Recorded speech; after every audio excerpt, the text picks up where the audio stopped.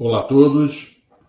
Vamos então iniciar com a formação da 7ª mesa, nossa última mesa do nosso evento, já chegando ao final do nosso encontro.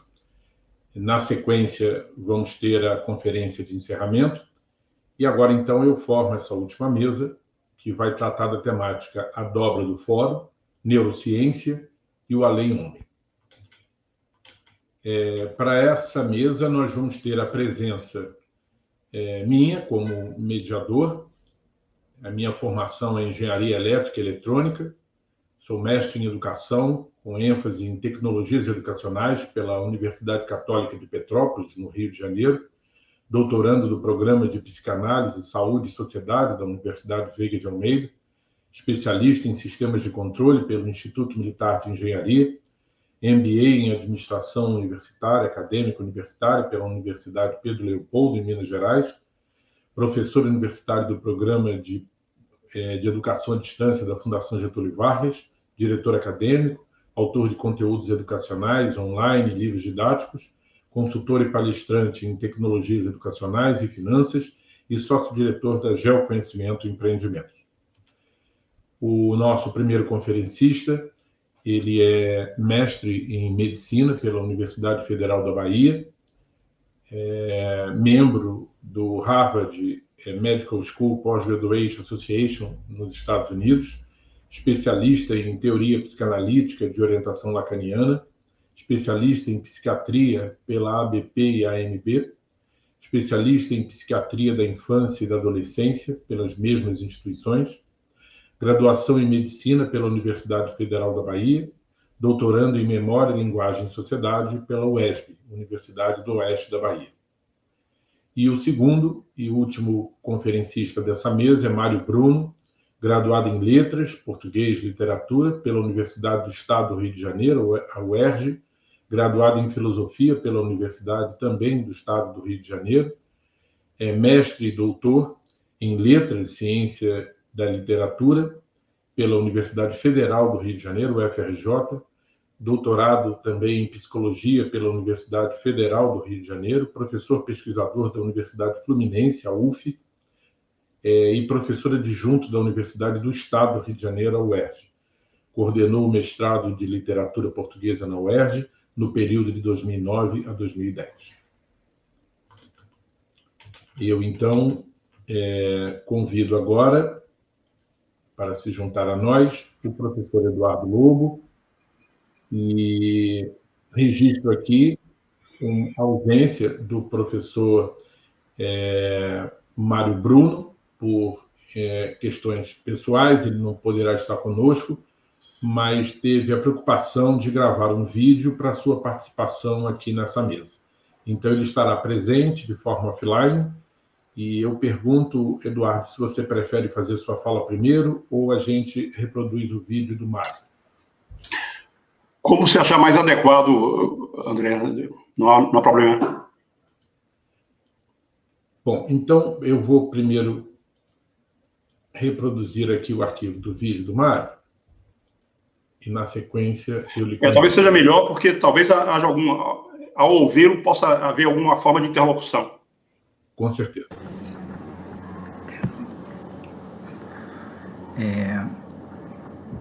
Boa tarde para todos e todas. Eu começo agradecendo aos organizadores do evento, em especial ao professor Alterives Maciel, pelos convites e pela honra de estar aqui com vocês. E vou começar. Eu começo com uma afirmação do Gilles Deleuze, que é muito interessante e muito forte, em que ele diz que o momento mais intenso da nossa vida, ou de uma vida, é quando nós esbarramos com o poder, ou quando nós nos esforçamos para escapar das malhas do poder. E essa afirmação dele, ele está num livro que ele dedica ao Foucault, o livro chama-se Foucault, uma homenagem póstuma a um amigo, né, colega, né, vamos dizer assim, de percurso, dentro desse percurso nietzschiano na França. E a conexão que ele vai fazer aqui é muito interessante, porque a partir dessa afirmação ele vai tentar conectar momentos diferentes da obra do Foucault. E eu diria que ele vai tentar conectar a partir disso que ele escreve aqui no início desse capítulo. É um capítulo do livro Foucault, chama-se As Dobras, ou O de Dentro do Pensamento, e ele diz que Foucault estava preocupado em conceber um poder da verdade que não fosse a verdade do poder. Interessante essa inversão, né? E é interessante que Deleuze esteja falando isso, já que Deleuze fez grandes investimentos como um pensador nietzschiano em pensar o simulacro, a potência do falso, e ele pega esse Foucault, que é o Foucault do curso sobre a coragem da verdade, mas é o Foucault que estaria ligado à parte da obra do Foucault que começa com o volume 2 da História da Sexualidade, onde explicitamente ele vai estar preocupado com a questão da resistência e essa questão do poder da verdade. Inclusive ele faz um seminário, um curso, né, aliás, belíssimo, né, pensando esse poder da verdade. Começa com uma surpreendente homenagem a Sócrates, a missão socrática, até chegar em Diógenes, e pensando o poder da verdade. Mas o poder da verdade é que não fosse uma verdade do poder. E Diógenes seria o exemplo mais nítido disso, né? Mas Sócrates também, né? E tanto Sócrates quanto Diógenes resistem, se esforçam para resistir ou escapar das malhas do poder. É bacana isso, né? Essa articulação que o Deleuze vai fazer a partir desse último Foucault, Foucault dos seus últimos cursos, Foucault do segundo volume da História da Sexualidade, com o Foucault que estava lá no início da sua obra, onde de alguma forma, ou explícita, ou de maneira latente, essas questões já estavam circulando na obra do Foucault. Aqui, o Deleuze, nesse capítulo ainda, das dobras ou de dentro do pensamento, ele lembra um trecho de A História da Loucura, um trecho da História da Loucura que Foucault se faz valer de uma imagem que é do prisioneiro da passagem. Quem leu A História da Loucura, ou mesmo quem não leu, já pode ter informações sobre isso, que logo lá nos primeiros capítulos, logo no início, né, da História da Loucura, o Foucault está pensando a loucura como uma experiência trágica.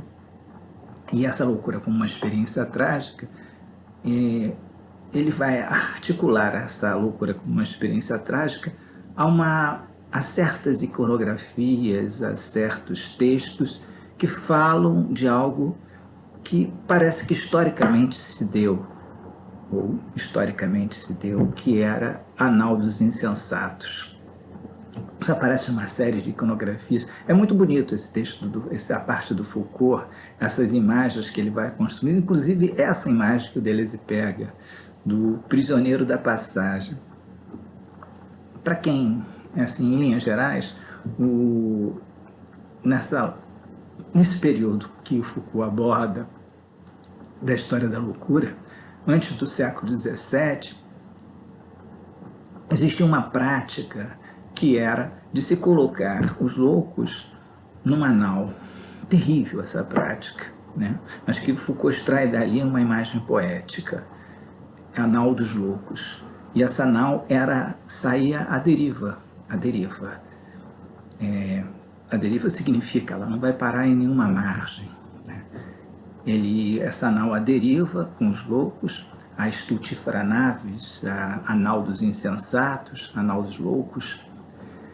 ao mesmo tempo, a imagem dessa nau à deriva, né, desses indivíduos que estavam como prisioneiros da passagem, né, a imagem do próprio louco, né, que se assemelha um pouco à imagem que depois o Deleuze e Guattari vai construir da questão do esquizo, mas o esquizo que é assim, sucumbe, né, e que acaba num hospital psiquiátrico, alguém que tentou algo e que resistiu talvez ao poder de várias maneiras e sucumbiu ali, né? Ficou preso nesse limiar. O louco como um prisioneiro da passagem. Lembra também Guimarães Rosa, né? A ideia de uma margem que já não é nem do lado esquerdo nem direito, é uma margem, uma terceira margem, né? O prisioneiro da passagem, o prisioneiro do fora, aquele que vai para o interior do fora. E que eu queria talvez usar uma construção só com um fim didático, para que vocês entendam do que eu estou falando. Essa questão da experiência, dessa experiência do fora, se eu fosse tentar simplificar, e com todos os riscos de uma simplificação, eu diria que é uma experiência de limite. Aquelas experiências que nós, quase todos, de algum momento da vida, faz, ou se não todos, mas muitos de nós já passamos por experiências assim, em que você estaria ali nas zonas mais tórridas da existência. Essas zonas mais tórridas da existência são o limiar da loucura e da morte, né? Como prisioneiros, e podemos ficar nesse limiar como prisioneiros dessa passagem, né? Porque é uma zona em que você não pode ficar, talvez não possa se manter muito tempo. É interessante, se eu fosse pensar exemplos literários, históricos, o primeiro exemplo que me viria à cabeça é Antígona, né? A Até de Antígona, que Lacan tratou lá no Seminário 7, quer dizer, a Até é um limiar, né? Ela está ali já no limiar, né? Ele usa um termo que eu não gosto, é o fim de linha, mas eu preferia dizer que ela está ali nessa experiência da zona mais tórrida da existência, onde você está tangenciando a morte e a loucura. E aí você pode sucumbir nessa experiência. E, de alguma forma, né, essa relação com o fora, né, Deleuze vai trazer para articular com uma outra construção, com uma construção que se deu a partir do volume 2 da História da Sexualidade. O que eu quero dizer para vocês? Eu quero dizer o seguinte, o volume 2 da História da Sexualidade, e que Foucault, Deleuze vai articular lá com a problematização do impensado e do fora, para pensar uma dobra do fora, o volume 2 da História da Sexualidade, ele vem de uma espécie de crise do próprio Foucault. Nós não teríamos dificuldade em aproximar, por exemplo, todo o trabalho sobre a questão da proliferação discursiva, sobre a questão da sexualidade, da História da Sexualidade, volume 1, a Vigiar e Punir. Embora seja História da Sexualidade, volume 1, 2 e 3, História da Sexualidade, volume 1, está muito mais ligada a Vigiar e Punir do que a História da Sexualidade, volume 2. Então algo se deu ali, né? E essa mudança vem de uma crise do próprio Foucault. Uma crise que, do ponto de vista assim, histórico, ela começa com um fracasso. Não sei se vocês sabem, Vigiar e Punir não é apenas uma obra teórica, o que já seria muita coisa para um trabalho daquele, assim, daquele teor, né? Mas vem de uma experiência prática de Foucault. Existe uma discussão no meio acadêmico, que Foucault que traz essa discussão no meio acadêmico para o campo político, é que intelectuais de gerações anteriores a Foucault e grandes intelectuais e militantes, citaria o exemplo de Jean-Paul Sartre, que seria a contraposição ali, intelectual de altíssimo nível e com uma militância assim, muito clara, né? Esses intelectuais se colocavam como intelectuais universais. E Foucault vai se contrapor a isso. Quer dizer, o que seria um intelectual universal? Aquele que por ter ou supor que tem acesso a determinados universais do pensamento, ele falaria em nome dos que não têm acesso. Falaria em nome dos excluídos, daqueles que sofrem por serem excluídos, mas que não têm acesso a esses universais que os intelectuais teriam pela sua formação, pelos seus estudos. Foucault vai dizer que não, né? Aí tem um confronto mesmo que gerou muitas perseguições em relação ao Foucault de várias partes. Foucault vai dizer que o intelectual não é representante daqueles que são excluídos. Então, qual seria o papel do intelectual em termos políticos? O papel intelectual em termos políticos seria criar condições para aqueles que não podem falar, para que possam falar, e não falar em nome deles. Devir outro, né? Estar ao lado de, né? E se colocar nessa posição de quem tenta criar condições para que os que não podem falar possam falar, mas nunca falar em nome deles. O intelectual não seria representante por ter acesso a valores supostamente universais. A prática de vigiar e punir está calcada nisso, e o grupo de informação prisão, que Foucault estava à frente, para criar condições de fala, lugares de fala para aqueles que não podem falar e que estariam, sendo que boa parte da população carcerária na França, no Brasil e outros países do mundo,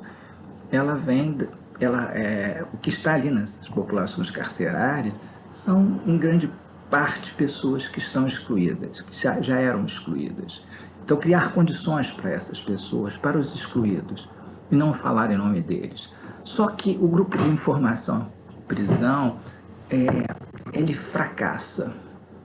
E esse fracasso do grupo de informação prisão leva Foucault a começar uma crise. E essa crise, vamos dizer que a saída dessa crise é o volume 2 da História da Sexualidade. E nesse volume nós temos assim uma grande surpresa, né? Uma grande surpresa porque o Foucault, que nós vínhamos acompanhando na sua arqueologia, da história da loucura até a arqueologia do saber, e mesmo em Vigiar e Punir, até a história, volume 1 da História da Sexualidade, esse Foucault fazia um trajeto que vinha mais ou menos do século XVI até o início do século XX. Porque a grande questão dele era chegar à modernidade e problematizar a modernidade. E aí, na História da Sexualidade, volume 2, e assim como outros cursos que ele vai dar, Foucault nos surpreende, ele vai lá para o mundo grego, vai lá para o século IV, V a.C. Mas por que isso? O que aconteceu? Obviamente que um intelectual não faz isso por curiosidade. E é lá que Foucault vai estar pensando o que Deleuze chama uma dobra, né? Vejamos, um ponto importante aqui, né? Como é que está dividido lá a História da Sexualidade? Quer dizer, o Deleuze vai falar de 4 dobras ali. Depois a gente tenta pensar melhor o que seria essa expressão, uma dobra do fora, uma dobra do exterior, como alguns traduzem, mas não é muito preciso, mas uma dobra do fora. No Foucault, na História da Sexualidade, volume 2, nós vamos ter lá a Afrodísia, a Creses, a Encrateia e a Sofrosine. Nós vamos ter lá uma divisão entre uma dietética, uma econômica e uma erótica. Uma dietética dos prazeres, pensando aí a Afrodísia, uma econômica, já que diz respeito ao oikos, que é a casa, né? O cuidado da casa, e uma erótica, a erótica dos rapazes. É essa construção. E Deleuze pega essa construção e faz uma coisa assim super interessante, que ele traz a questão da memória, e do que ele vai chamar ali de memória absoluta. Mas ao trazer essa questão da memória, ele faz alusão a Kant. Mas por que, Mário Bruno, a alusão a Kant? Que Kant é esse? O Kant lá da crítica da razão pura, o Kant que está articulado diretamente a um problema que está se dando lá no século XVIII, que a gente vai chamar de morte de Deus, que no sentido kantiano seria não mais as condições para o pensamento remetem a uma transcendência. O transcendental já não é mais um transcendente, mas o transcendental em Kant se torna imanente ao próprio sujeito. Então, esse transcendental que se torna imanente ao próprio sujeito está ligado a esse fenômeno maior, que é a morte de Deus. As condições já não estão mais no pensamento de Deus, mas a condição do pensar é um transcendental do sujeito, trazendo essas questões como o a priori do espaço, o a priori do tempo, e uma sacação aí muito interessante, que nós vamos ver que Foucault, de alguma forma, no seu trabalho sobre a gênese e a estrutura da antropologia de Kant, nesse trabalho, o Foucault já havia tangenciado, mas não tão diretamente, como Deleuze vai tocar aqui nesse capítulo. Mas tem uma abordagem anterior a isso, que eu creio que vai influenciar todos esses pensadores, embora não sejam repetições das questões colocadas por esse filósofo, que é o Heidegger.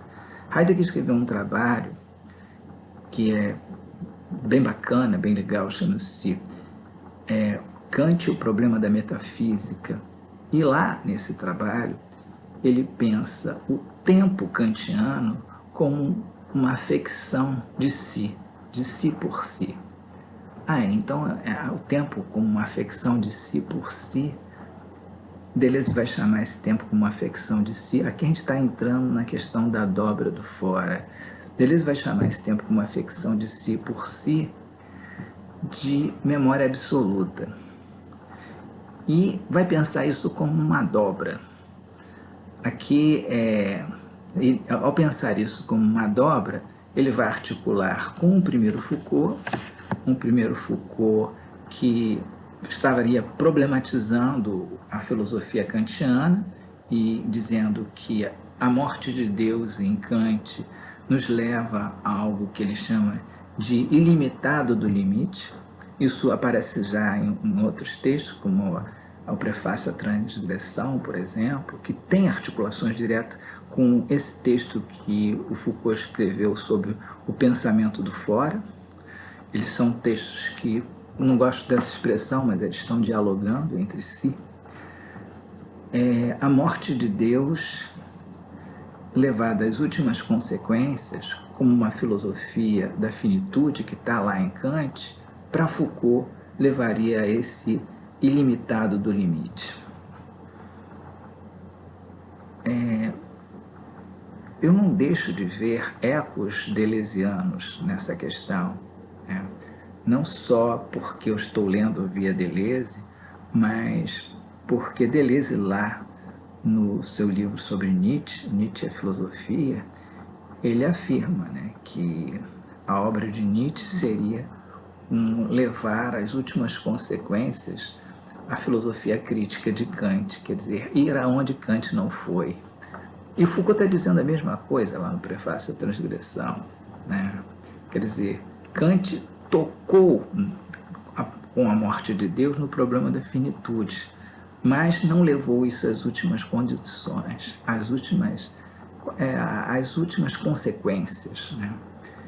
E o que seria levar isso às últimas consequências? Em vários momentos, o Foucault, pelo menos da primeira fase, né, que vai até, vou dizer arqueologia do saber, mas vai até as palavras e as coisas, ele vai pegar um pensador assim incrível lá do século XVII, contemporâneo de Kant, que é Sade, né?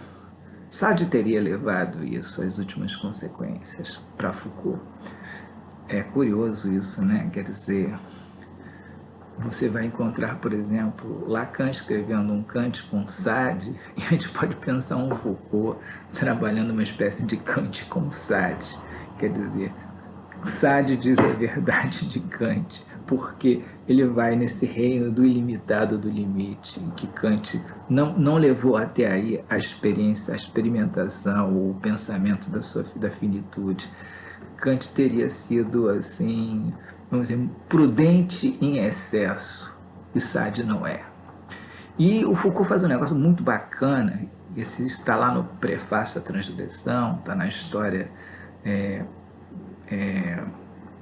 está lá nas palavras e as coisas, na leitura que ele faz desses períodos históricos, né, do século XVI à modernidade, quando ele retoma o Sade, e está, sobretudo, no pensamento do fora. Esses artigos, que são artigos, Prefácio à Transgressão, o pensamento do fora, são artigos que estão nos ditos e escritos.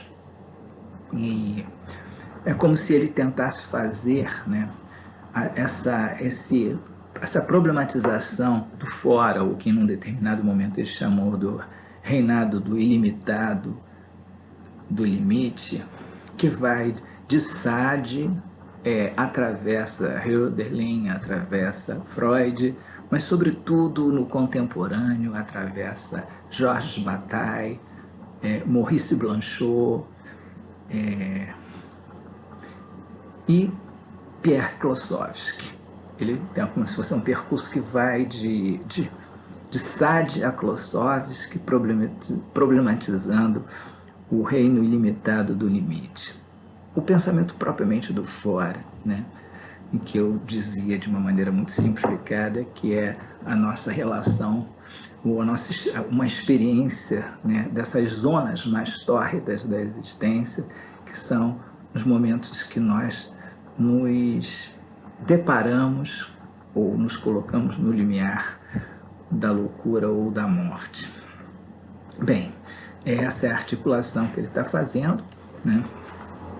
Uma articulação extremamente original, que surpreendeu a muita gente quando foi ler Foucault do Deleuze. Mas vem cá, que Foucault é esse? Como é que... que novidades são essas que o Deleuze está trazendo para falar do Foucault? Na verdade, era novo, extremamente novo, né? Todo mundo se surpreendeu na época, mas quem já acompanhava, e eram poucos, pelo menos no Brasil na época, mas fora do Brasil, quem já acompanhava os trabalhos do Deleuze e do Foucault, entenderam as articulações que o Deleuze estava fazendo com a obra do Foucault. Até porque, se vocês pegarem lá no Mil Platôs, onde vocês têm o Deleuze trabalhando com Guattari, logo no capítulo 1, ali no rizoma, o Deleuze já fala ali no rizoma do pensamento do fora. Quer dizer, ele está pensando o corpo sem órgãos do livro, mas ele já está falando ali do pensamento do fora. E vai falar de uma memória, que não é exatamente a mesma coisa que ele vai falar lá nesse capítulo do Foucault, das dobras do fora. Mas, porque ele fala nesse capítulo de uma memória absoluta, que a gente pode distinguir aí, mas ele fala lá de uma memória que seria antigenealógica, contrapondo a memória dos trilhamentos. Eu, como o meu tempo aqui é curto, eu resolvi falar de uma experiência que nos ajudaria a entender. Eu diria que é uma experiência pessoal, mas tira o pessoal, vamos dizer uma pessoa ou alguém que não é uma pessoa viveu isso, né? Esse alguém passou por uma crise, né, quase em fissura, né, numa relação, fissurado, né? Quase não, de uma forma, uma experiência, uma série de experiências muito violentas e muito intensas. E um determinado espaço que esse alguém circulava, vamos dizer que fosse Botafogo, no Rio de Janeiro, e que ele tinha essa vivência habitual desse espaço, esse trânsito por esse espaço, essa vivência se modificou, né? A partir dessa fissura. E eu achei muito interessante isso, pensar porque o trânsito que ele vai fazer por esse espaço a partir dessa fissura vem com uma outra percepção, com uma outra constituição de subjetividade a partir desse trânsito, vamos dizer que antes era sedentário e se tornou, a partir dessa fissura, um trânsito nômade, e começa a perceber coisas que ele não percebia, nos lugares que ele já havia passado, que é como se ele passasse pela primeira vez ali. Eu posso até arriscar a dizer que algumas coisas que eram percepções e pura memória de hábito, a partir daquele momento começam a ser perceptos, como Deleuze fala, perceptos. Toda uma mudança do ponto de vista das sensações. Eu, pensando nessa experiência desse alguém, eu lembrei de um texto que o Walter Ives escreveu, que é um artigo muito belo, né? Que é um artigo curto, mas denso, onde o professor Walter Ives Maciel faz articulações, sobretudo com o volume 5 do Meu Platôs, onde ele pega conceitos que estão ali no Meu Platôs, como conceito de espaço liso, espaço estriado, e liga essa questão do espaço liso, espaço estriado, a uma memória de curta e uma memória de longa duração. É legal isso, né? Na verdade, é um pouco essa experiência que eu estou falando desse indivíduo que pode ter existido ou não, ou existe real ou não, mas que no seu trânsito pelas ruas de Botafogo agora passou a ter um outro trânsito, né? Porque uma outra memória se dava. Quer dizer, uma memória de longa duração, que é aquela memória dos seus trilhamentos, como diria Freud, e que essa memória de longa duração está ligada a um sistema de percepção-consciência que atende a interesses práticos. E agora, fissurado, como diz Deleuze, um sensório motor quebrado. Uma outra memória se dá aí. Walter Ives chamou isso com muita propriedade de um trânsito nômade. Uma memória de curta duração que vem de uma experimentação nômade. Esse nomadismo, necessariamente, não precisa ser um nomadismo indo para um outro país, uma outra cidade, um outro lugar. Como Deleuze nos fala, né?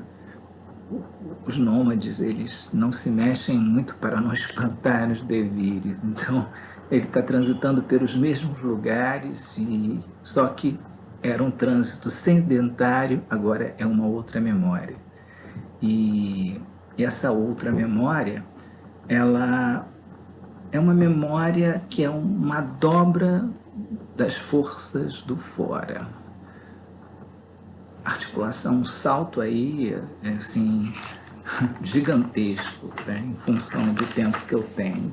Mas eu queria fechar, né, já que o meu tempo está acabando, essa dobra as duas forças do fora, mas de que fora eu estou falando aqui? O Deleuze vai definir nesse capítulo o fora como uma zona de turbulência, de tempestade, onde se agitam singularidades, relacionamento de forças. E o que seria essa dobra do fora, né?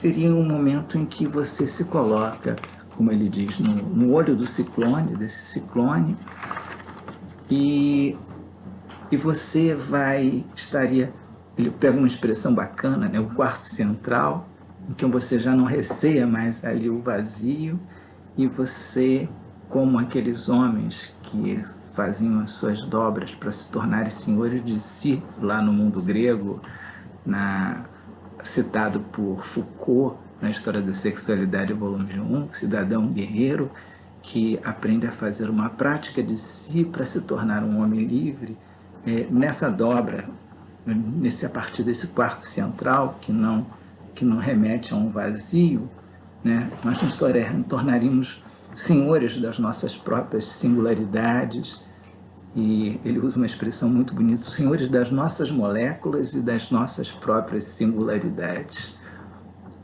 Eu vou terminar aqui com uma história, né, que eu pensei até em começar com ela, mas resolvi não começar, mas é um filme que não passou assim muito, quase que despercebido, mas é bom as coisas que os devires são imperceptíveis. Esse filme foi um devir imperceptível nos cinemas, pelo menos do Rio de Janeiro. Esse filme chamava-se Caos Calmo, que é de um cineasta, um grande cineasta chamado Antonello Luigi Grimaldi. Foi em 2008. E o Caos Calmo na verdade, é a história de um empresário que não tem nenhuma articulação boa com a sua família, nem com a mulher, a questão dele é ser um empreendedor, ganhar muito dinheiro. E, na verdade, ele vive preenchendo a sua vida vazia ali com casos com prostitutas, amantes, etc. E, de repente, a mulher morre. E quando a esposa morre, ele se vê tendo que estabelecer uma relação com a filha. Eu não estou dando spoiler, não. Isso é só o início do filme, começa dessa maneira.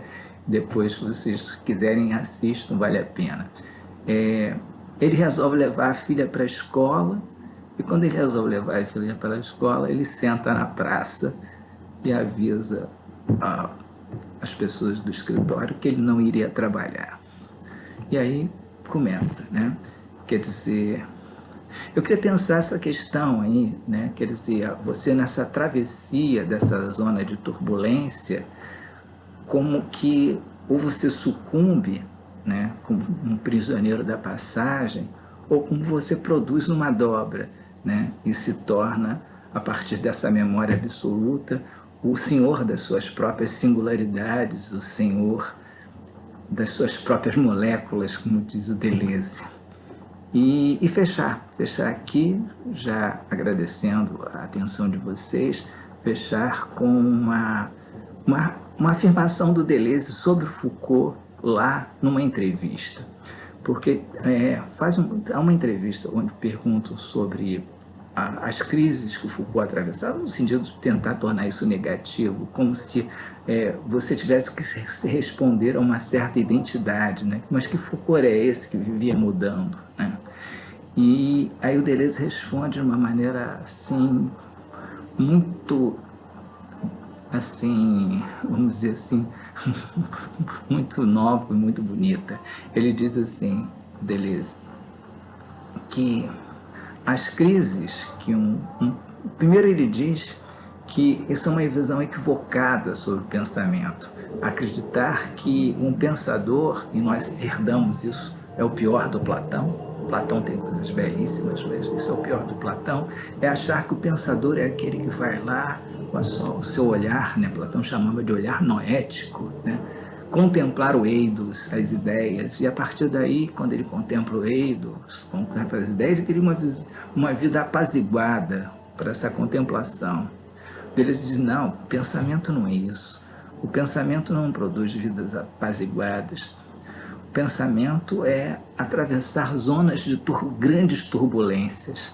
Um pensador atravessa grandes zonas de grandes turbulências. E por isso as crises do Foucault, né, as crises do Foucault seriam expressões de uma coerência profunda como pensador. Seriam essas turbulências que ele atravessa o pensamento do... Porque quanto maior e mais intenso um pensamento, maiores são as zonas de turbulência que aquele pensamento atravessa. E resistir, produzir dobras, seria a forma que aqueles que não se tornam prisioneiros da passagem encontram para se tornarem senhores das suas singularidades, senhores das suas moléculas. É isso, obrigado, e agradeço novamente aos organizadores do evento.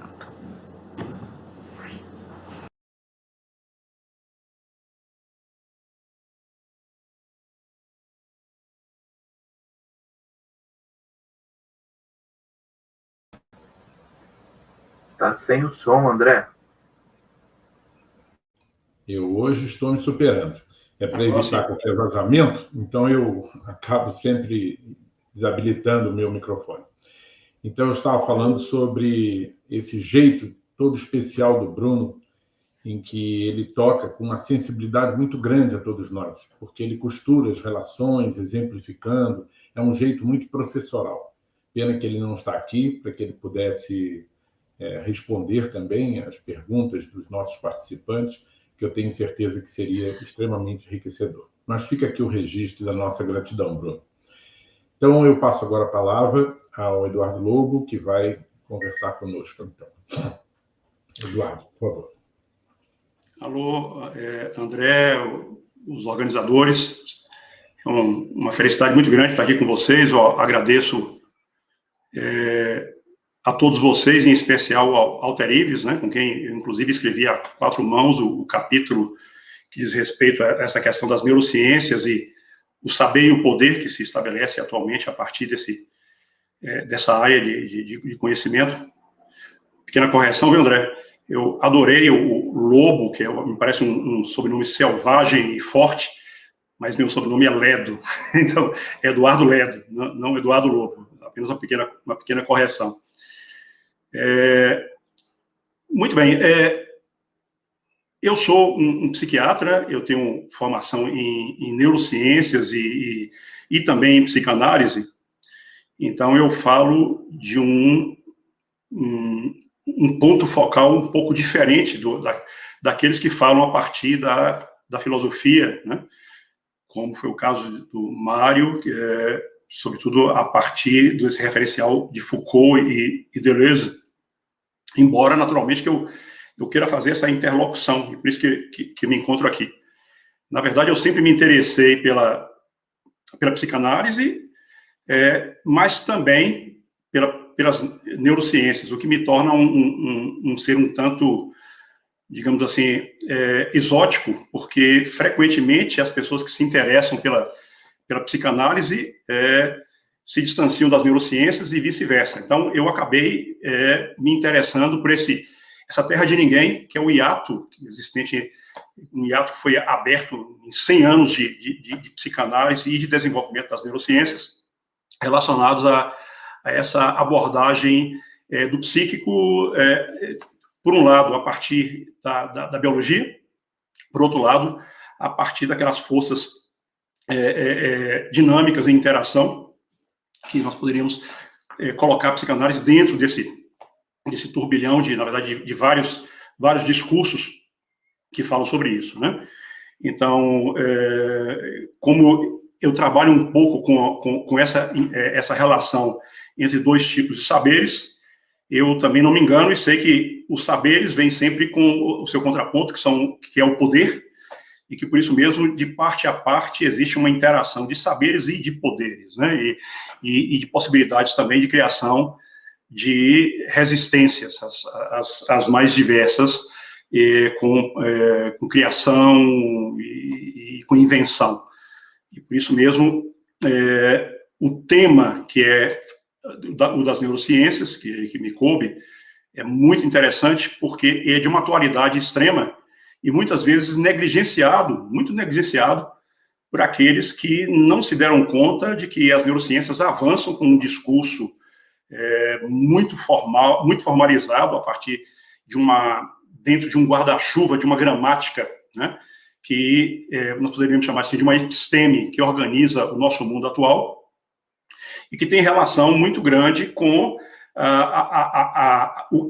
o foco quer dizer, o grande guarda-chuva, que é o guarda-chuva neoliberal, do capitalismo neoliberal, né? E que, por isso mesmo, nós temos, dentro desse saber, uma vertente muito forte de um poder com pretensões hegemônicas e que, de certa forma, exige, e naturalmente, nós sabemos que o poder nunca vem sem resistência, né? E Foucault dizia que a resistência, inclusive, é anterior, é primária em relação ao poder. Então, nós temos sempre, de alguma forma, essa relação de poder, saber e resistência, e o entendimento dessa episteme, ou podemos também dizer, esse dispositivo que hoje condiciona o discurso das neurociências e a pesquisa, o projeto de pesquisa das neurociências, ele se encontra sob o controle, sob o discurso do capitalismo e do neoliberalismo, e por isso mesmo é importante nós conhecermos esse tipo de projeto para tanto resistirmos quanto também inventarmos, e sem demonizá-lo, né, nós sabemos que não existe poder neutro, sem demonizá-lo, fazermos algum tipo de intervenção que se torne resistência e criação, né? Então, muito bem. Então, eu diria que se eu pudesse resumir em uma frase a minha exposição para vocês hoje, eu diria que seria a relação das neurociências com o além-homem, ou seja, com essa ultrapassagem do homem, da modernidade. Nós vivemos hoje um momento de transição muito forte, e a busca desse entendimento dos dispositivos, do saber, do poder e do seu contraponto, que seria a resistência, né? Então, existem várias formas discursivas que fundamentam hoje as neurociências. Na verdade, elas têm uma história, nós podemos entender isso de uma maneira histórica. O projeto, se nós pudermos também, para sermos sintéticos, o projeto das neurociências é uma perquisição, uma quebra da superfície, digamos assim, da mente e da linguagem, da memória e da consciência, para que haja uma penetração do saber que é muito hoje baseado, muito guiado por um diapasão, por uma bússola, digamos assim, da biologia, e de uma biologia hoje guiada por um projeto de pesquisa que é sobre a emergência da biologia à linguagem e também ao psiquismo e à cultura, né? Então, quando eu digo que eu trabalho um pouco sobre essa relação entre neurociências e psicanálise, na verdade é entre neurociências e aquele momento, aquele ponto, aquele momento, aquela fagulha em que da biologia nós emergimos para algum tipo de consciência, para o contraponto inconsciente, naturalmente, e para a cultura, né? Então, o homem, a partir desse modelo neurobiológico, a partir do modelo das neurociências, hoje, ele é predominante uma visão de homem ahistórico, fora completamente da história. Então, é uma forma de controle e de domínio, com uma naturalização do homem como um ser biológico. Se vocês, por exemplo, eu sou psiquiatra, se vocês conhecerem bem a psiquiatria moderna, vocês vão ver que boa parte tanto da sua nosografia quanto das intervenções terapêuticas, são baseadas num modelo absolutamente dissociado de processos históricos, sociais, né, e muito relacionado a modelos que são de controle, de entendimento da homeostasia do sistema nervoso e da forma como nós podemos determinar o que seria um ser biológico, tentando consertar aquilo que não funciona dentro dessa máquina biológica que seria o homem a partir desse modelo, né? As neurociências, elas começaram, então, a esquadrinhar os nossos mecanismos orgânicos, né? Procurando, então, a homeostasia, o entendimento da nossa fisiologia, e, mais recentemente, e esse é um fenômeno muito novo, dos códigos, porque, durante muito tempo, as neurociências, elas tinham um modelo analógico de mente, com intensidades, em que cada região do cérebro teria intensidades, ou aumentos ou diminuição de intensidade de funcionamento, que é um modelo analógico, e que não explicava, por exemplo, os conflitos. Se você imaginar conflitos, que nós poderíamos chamar de conflitos existenciais, relacionados a choques de narrativa sobre nós mesmos e os afetos que isso produz, as neurociências não davam conta disso, e hoje elas começam a se interessar pelo processo que, na verdade, é o processo de codificação e daquela emergência dos códigos que são estereotipados, os códigos da própria biologia, que são códigos tautológicos, que revelam o que é o funcionamento do cérebro, né, para aquela emergência da linguagem com os códigos que são códigos infinitos, na verdade, que produzem uma recursividade com narrativas infinitas e que vão criar a cultura, que é a própria subjetividade, a partir de relação não mais entre coisas, mas entre palavras, ou poderíamos chamar assim, entre significantes, né? Então, essa pretensão que as neurociências têm hoje de esquadriar e de fazer uma separação analítica, na verdade, né, da biologia humana, que explicaria, então, consciência, inconsciente, memórias, narrativas, etc., ela leva, então, a uma explosão do próprio conceito sintético de humanidade, de homem, né? O homem, então, ele se dispersaria, ele se apagaria nos em mil fragmentos estáticos, né, a partir dos estudos de uma anatomia descritiva, mas também dinâmicos a partir dos estudos da sua fisiologia.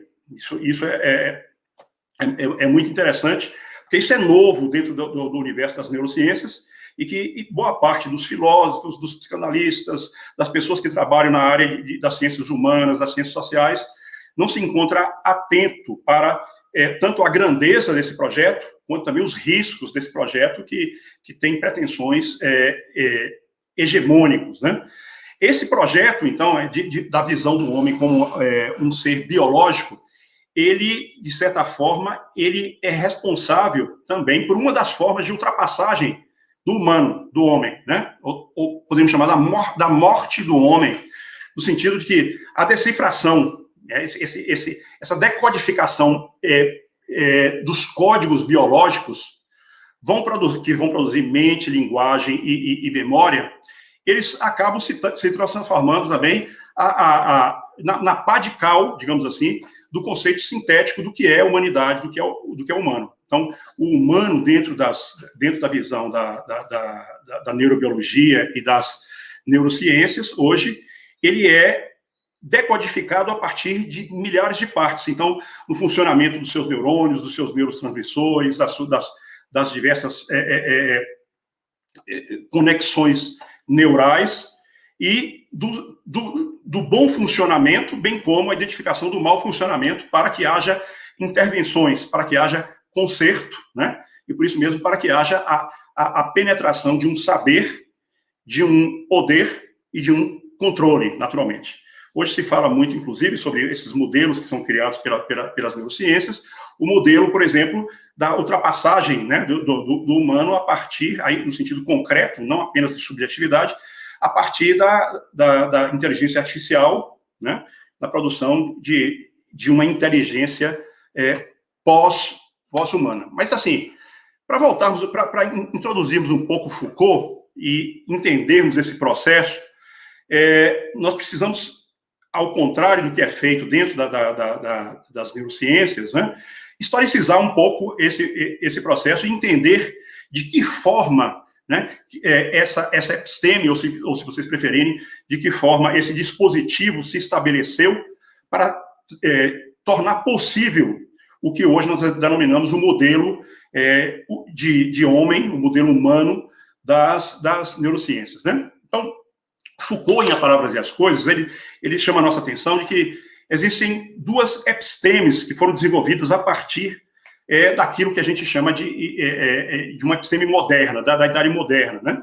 Um primeiro momento, que ele vai denominar de clássico, entre os séculos XVIII entre o século XVII e o século XVIII, em que a ciência ela começa a se desenvolver, mas ela é muito relacionada à observação e à visão, o que pode ser visto, né? O que pode ser visto, mas também o que pode ser visto e classificado e organizado. Isso entra, inclusive, nesse momento, a importância também, nós nos damos conta da importância da linguagem, das palavras, né?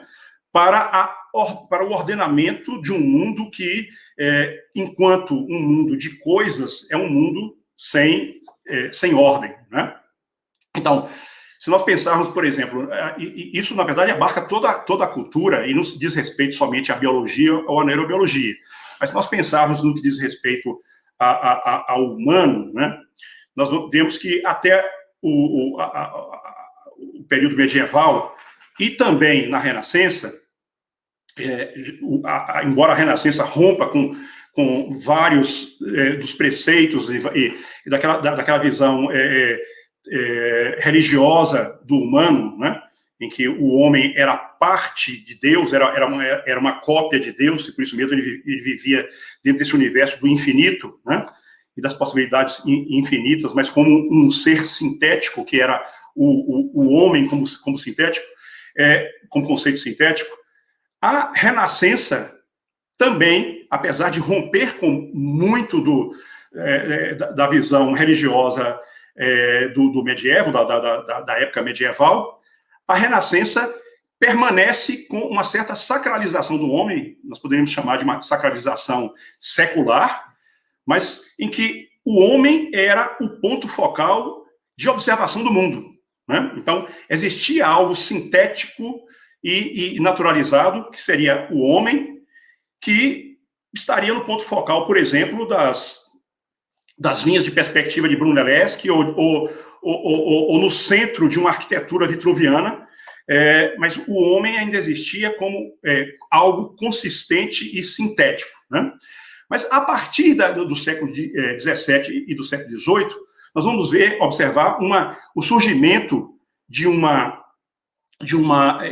ciência que passou a nomear as coisas e organizar essas coisas, e é o momento do furor taxonômico, né, de Linné e de outros, em que a ciência seria, segundo a expressão de Condillac, a famosa expressão de Condillac, o filósofo francês sensualista, que dizia que que a ciência é uma língua bem feita. Então, a ciência, nesse momento, seria a descrição dos fenômenos, dos objetos, mas na sua superfície, naquilo que é visto, e na sua organização taxonômica, para uma certa organização da realidade, né? Esse momento entre o século XVII e XVIII é muito importante, porque ele marca o nascimento daquilo que nós chamamos de ciência moderna, né?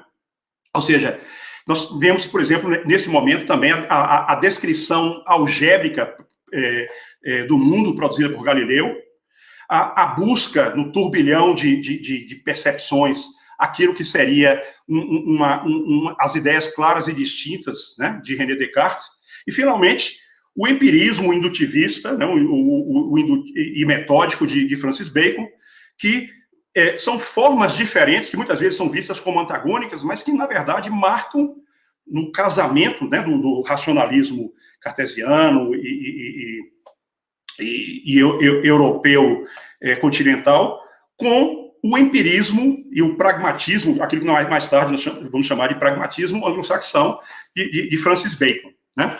Então, quem resumiria muito bem esse momento, o entendimento dessa ciência do visto, do descrito e organizado, seria o Condillac, que por sua vez é muito influenciado por Locke, né? Muito bem. No início do século XIX, algo muito interessante começa a acontecer, ou seja, na verdade, aquela primeira episteme, que era de observar a superfície dos objetos, a superfície daquilo que, como coisa, né, foi saturado de sentido, colocado numa linguagem, nomeado e organizado sob forma taxonômica, então, que seria a ciência dessa primeira episteme, segundo Foucault, né, ela começa a mudar a partir do início do século XIX, com trabalhos, por exemplo, de Cabanis, Broussais, Laennec, né? Podemos falar também em Wernicke e o próprio Freud, né? Nós sabemos que Freud ele começa a desenvolver algo que nós poderíamos chamar hoje de uma neurociência, embora seja um anacronismo falar de neurocientista no século XIX, mas, assim, a partir do século XIX, muda-se essa episteme e a ciência passa, então, a se interessar pela profundidade da matéria e pela profundidade da matéria biológica. Aquilo que era ciência natural, né, a descrição e catalogação taxonômica, começa a se interessar pelos mecanismos de produção biológica, que vai, naturalmente, em complexidades crescentes, produzir consciência, mente e o humano dentro de uma certa episteme do que seria possível e de uma certa possibilidade de subjetivação do que seria o humano, né? Esse é um momento também que nós entendemos que a linguagem ela ganha uma outra dimensão. A linguagem que era catalográfica, que era de nomeação, ela passa a ser uma linguagem dinâmica, de associação, de relação entre significantes, entre palavras que criam um mundo e que, por isso mesmo, são capazes de percutir e penetrar a biologia para fazer descrição, né, descrição estática de anatomia e descrição dinâmica, que seria a própria fisiologia. Então, a partir do século XIX, nós começamos a perceber que o saber e o poder, né, que tinham a função dessa organização do mundo, a partir da visão, começa a penetrar a matéria biológica. Então, poder e saber penetra a matéria biológica com seu correlato, naturalmente, de resistência e de possibilidades de criação e de invenção. Esse saber que percute, então, ele começa a se interessar também pelos códigos, ou seja, de que forma essa biologia ela é codificada e ela é organizada. Só que o interessante é que mesmo a partir desse salto, ou seja, de algo estático para algo dinâmico, nós permanecemos num dinâmico de curta duração. Nós poderíamos pensar assim numa temporalidade curta, que é a temporalidade da biologia, dos funcionamentos, do encadeamento temporal dos processos biológicos que permitem a homeostasia, a organização da biologia, né? E entrando, então, ainda permanecendo dentro de uma sincronia do biológico, em que não existiria história e, de certa forma, seria negligenciado, embora se diga que, se dissesse que sim, o social e a cultura é importante, mas que ela seria totalmente negligenciada nessa observação do que é o humano e do que é a biologia e do que é a neurobiologia, que vai fundamentar as neurociências, né? Então, é interessante que, nesse momento, nessas duas epistemes, Foucault, ele chama a atenção não apenas... o guarda-chuva dele é mais amplo do que falar apenas sobre a biologia, né? Então, ele lembra, por exemplo, que a biologia, na verdade, nesse momento, ela ultrapassa as características das ciências naturais. As ciências naturais seriam descritivas, e a biologia, ela percute e penetra a superfície do organismo. Mas ele vai dizer também que, dentro desse mesmo guarda-chuva, né, algo muda, por exemplo, em relação à economia, em que nós sabemos que até o século XVIII, por exemplo, o valor das coisas, né, era muito relacionado pelo valor de troca, e que, de repente, nós descobrimos que o trabalho é o verdadeiro produtor de valor e de riquezas. Então, a economia, como nós conhecemos, também emerge nesse mesmo momento. E também a filologia, aquilo que nós vamos chamar mais tarde de linguística, né? Ela sai daquele momento em que seria apenas a responsável pela nominação dos objetos e passa a ordenar a realidade, então, a codificar e ordenar a realidade, mas também ser um instrumental, ser vista como um instrumental do pensamento. Isso é fundamental para nós entendermos a neurobiologia e as neurociências modernas, né? Em que buscam, por exemplo, a codificação, de que forma nós codificamos o pensamento, para que nós possamos fazer, então, essa passagem do homem para o pós-humano, no sentido de inteligência artificial. Ok? 5 minutos, tá? 5 minutos.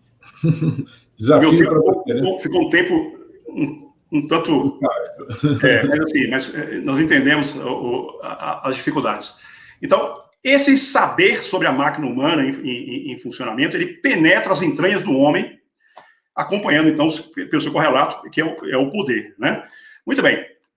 Mas quando nós falamos isso, aparece um certo fatalismo, ou seja, de certa forma, as neurociências, elas penetram para o controle e dentro de uma narrativa e de um guarda-chuva de organização neoliberal, e nós nos sentimos um tanto desesperados e desamparados diante da força com que isso hoje é realizado, né? Mas nós sabemos muito bem, e Foucault nos coloca muito claramente, que não existe poder sem algum tipo de resistência, né? E que a resistência é anterior ao poder. Então, o desvelamento desse projeto das neurociências, né, ele é fundamental para que se construa, para que seja possível a construção de uma ética que nos permita sair do humano para o pós-humano, mas, assim, dentro de uma construção que seja criativa, que seja uma forma de invenção para a criação de práticas, né, daquilo que nós poderíamos chamar de práticas de resistência e práticas de liberdade. Para finalizar, já que o meu tempo já se encontra terminando, eu vou chamar a atenção para vocês que eu dizia para vocês que é importante que filosofia, psicanálise e ciências humanas se interessem pelas neurociências, porque as neurociências já se interessam por aqueles campos que classicamente e tradicionalmente diziam respeito justamente a essas outras formas de saber. Para dar um exemplo para vocês muito claro, eu sou psiquiatra, então, dentro do universo da psiquiatria, nós temos já uma espécie de uma síntese, né, dessas duas epistemes explicitadas por Foucault, dentro, com uma espécie de um novo projeto sintético que leva em consideração tanto a episteme do século XVII e XVIII, aquela que era taxonômica, que organizava a realidade a partir da nomeação e organização taxonômica, quanto do século XIX, que vem até o século XX, que estamos agora em transição, né, do entendimento do funcionamento. Como é que isso se dá? É só vocês observarem, por exemplo, o que acontece com a taxonomia, digamos assim, com o furor taxonômico, que é uma espécie de cartografia do sofrimento mental que nós encontramos nos chamados DSM, nos Manuais de Diagnóstico e Estatística da Associação Americana de Psiquiatria, que utiliza esse método, que é de observação da realidade, de nomeação para criar objetos que são passíveis de intervenção, que são os transtornos mentais, que seriam os diversos diagnósticos da psiquiatria, né? E, por outro lado, e ao mesmo tempo, também se interessa por aquilo que foi desenvolvido pela episteme do século XIX e XX, que é uma fisiopatologia da doença mental, que seria o funcionamento dinâmico, a partir do funcionamento do cérebro, que levaria às várias formas também de sofrimento mental, com as possíveis intervenções medicamentosas e outras, né? Então, o desvelamento disso, o entendimento disso é fundamental, ao meu ver, para todas as formas de saberes que interagem de uma forma com certos conflitos e aproximações. Então, eu penso na filosofia, na psicanálise, nas ciências humanas de um modo geral, para o entendimento das neurociências e de que forma pode haver uma interlocução, mas uma interlocução que também transforme as próprias neurociências, para que nós não caiamos muito em breve num admirável mundo novo neurocientífico. Obrigado. Eduardo, eu que agradeço. Nós não vamos ter, excepcionalmente, nessa última mesa, um espaço para perguntas, porque o nosso tempo está esgotadíssimo. Você, de certa forma, então, esvaziou a minha pergunta, que eu ia fazer, mas então eu vou lhe dar mais 1 minuto, só para que você possa fazer um fechamento em cima da minha provocação. O que a gente percebe foi que a neurociência estava para o século... a genética foi para o século XX, um grande campo de descoberta e avanços científicos, como a neurociência parece estar para o século XXI. E aí tem um artigo que eu coloco a referência aqui, da PUC, do Rio de Janeiro, em que fala sobre matéria pensante, e que, de certa forma, é um convite a essa união cada vez menos improvável, cada vez mais provável entre a neurociência e a psicanálise. E eu fico pensando se, nesse grande mapa, nesse espectro enorme que a neurociência abre, conversando com todas as áreas, como é também o campo da psicanálise, se não teríamos, muito provavelmente, mais um campo da neurociência, que seria a neuropsicanálise ou a neuroanálise, onde nós teríamos, talvez, uma perspectiva de novas abordagens, seja no campo terapêutico, seja no campo do próprio entendimento de tudo que a gente discutiu aqui. A sua fala foi uma fala da periferia, fora do centro, do epicentro do nosso evento, que é a psicanálise, mas tivemos aqui a política, tivemos aqui a sociologia, tivemos aqui a filosofia. Então, essa periferia que eu me refiro é porque ela está fora da questão central, mas que guarda relação direta. Então, em 1 minuto, Eduardo, vê se você consegue dar uma expectativa de quais seriam os próximos passos que a neurociência pode dar nesse matrimônio com a psicanálise. Eu diria para você, André, que desafortunadamente já existe o que nós denominamos de neuropsicanálise, né? Que é capitaneada por Mark Salmos, que é um neurocientista sul-africano radicado na Inglaterra e nos Estados Unidos, e também psicanalista, mas que faz uma relação entre a psicanálise e as neurociências muito submetida à tutela das neurociências, né? E, sobretudo, baseado numa metodologia retirada de Luria, ou seja, de identificação de regiões do cérebro com alterações que seriam observadas no ego, na transferência, etc. Então, infelizmente, o modelo que nós temos atualmente, ele não é o ideal, sobretudo porque ele negligencia a linguagem e exalta a questão biológica, sobretudo nos seus aspectos mais analógicos de intensidades. Então, isso, bom, em 1 minuto, infelizmente, é o que nós podemos resumir. Naturalmente, que isso existe todo um universo a ser discutido de forma muito interessante, inclusive na relação, ou seja, a psicanálise não é, de forma alguma, negligenciada, pelo contrário, eu acho que a psicanálise deve ser o foco da nossa atenção, porque é ela que guarda ainda a possibilidade dos discursos e da relação do homem com os seus afetos, mas também com a linguagem que organiza tudo isso. Ótimo, Eduardo. Na nossa liberdade psicanalítica, né, nós já tivemos a oportunidade, durante o nosso evento, de convidar Freud para ir ao Cacique de Ramos, que é uma escola de música, né, popular, do samba, aqui no Rio de Janeiro. Depois levamos ele ao Circo Voador, que também é um espaço, né, cultural, e eu acho que ficou faltando, então, um convite a Freud a conhecer esse contexto da neurociência, bem particular depois do diagnóstico de imagem, né, que avançou tanto essa área da ciência e do conhecimento. Até porque Freud era um médico, então deveria ser um facilitador desse casamento. Eduardo, muito obrigado, parabéns pela sua clareza, pelo seu brilhantismo, por essa conversa, né, tão provável, volto a dizer, e deixo aqui também o meu abraço ao Bruno, Eu encerro, então, essa nossa última mesa e, em pouquíssimos instantes, a gente já inicia a conferência de encerramento. Um grande abraço.